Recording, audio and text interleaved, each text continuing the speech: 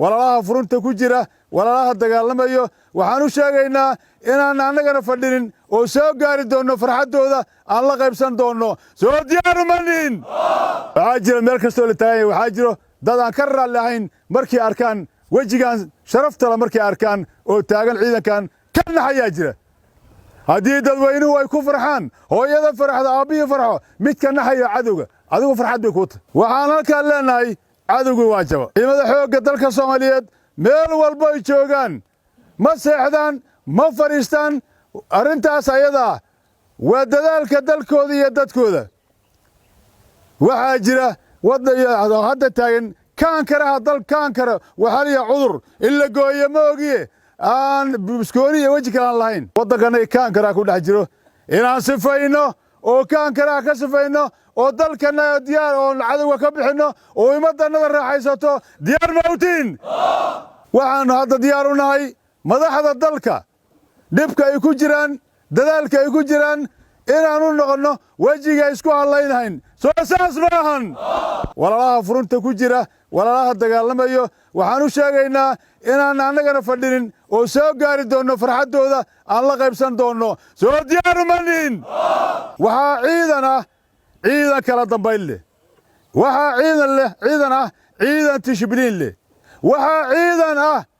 ciidan markuu cadowga arko oo ka naxayo markuu arko dadweynaha iyo sharafta dadweynahana ay ku farxayaan shaqo kastoo la hayo hooyada walaalka aabbaha dadka jilicsan inay ciidanka xoogga ka naxaan ma ahan waa inay ku farxaan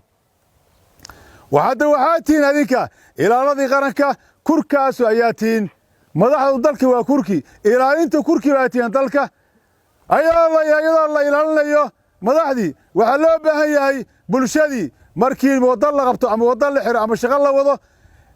hooyaa soo baxday hooyada waxay tiri hooyo waa xanuunsana meeshaan gaarin naa tag cajusay edabta daran ma aha hooyo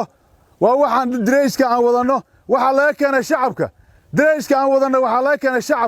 shacabku markayna arkaan hadday nagu farxaan cadowgina qarin maayaan halkaasay ku diyaar garoobayaan haddii shacabku ay naga naxaan waxay soo aruurinayaan oo jaanis u ballaynayaan cadowga waxaa loo baahan yahay shacabku inay nagu farxaan markayna arkaan shaqadanadan inay adag tahay oon madaxda la baylihin waxaa taagan shacabkii waxaa isu soo okaysanaya cadowgii haddii shacab ama waalid ama hooyo meel istaagaan waa in si kalsooni leh oo digtooni leh loo baaro markaad baarto oo ogaato in alaabta cadowga dambiisha u soo gelin karaan xagga loo gelin karaa markaad ogaato inay saaf yihiin inaad waalidka u naxariisataan in loo naxariisto